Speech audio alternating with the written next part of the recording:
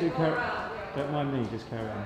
Well, maybe before Gareth. Very interesting platform for years, and it's got male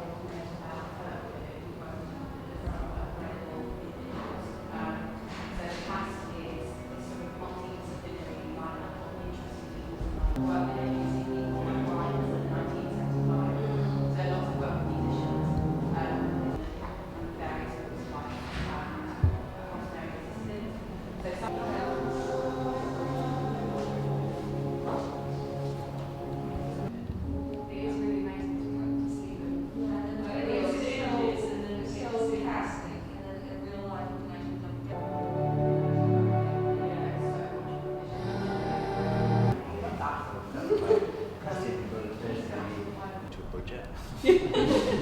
just shooting in a commercial studio with someone like Nick, you have to hire the whole thing, like every studio, because...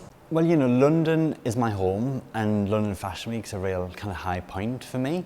And, you know, London is a place where there's a lot of incredible, kind of talented, very creative individuals. And right now, I think you need people who are creative problem solvers. And people who are willing to kind of bend the rules and do things kind of outside of the box.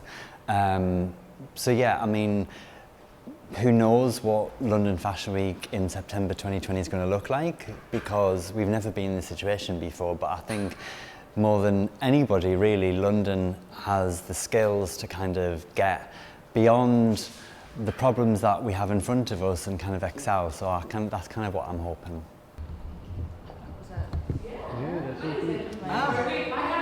I do think there's a lot of work, and there's a lot of work still to do to kind of dismantle all of those kind of established rules and codes of how fashion designers should work or should exist or should have their work seen. But I think this is a real great kind of starting point to build upon that, and it's one of the reasons why we felt so strongly to come back after 2 years and be part of the conversation now, because it really does feel like a frontier land, like there's no rules, there's no limits, there's no right or wrong answer.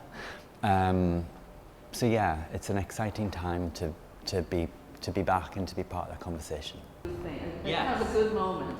In short, yes. I mean, I haven't had any direct conversations with people about that, to be fair, but you know, I think it just goes without saying that the demand that the industry once had has very quickly fallen off a cliff edge, and for me, I feel like that can only result in something positive.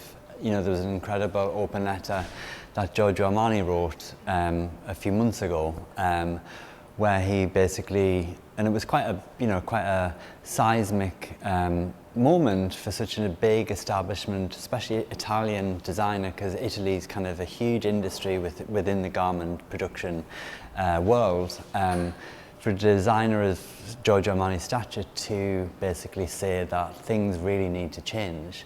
So, you know, I have real faith that if somebody like that's saying we need to change, then, you know, there's a lot of talk about change. All as I hope is that there actually is real change, and that it's not just people needing or feeling like they have to say right now that things need to change, because we can't just pretend we need to change and then go back.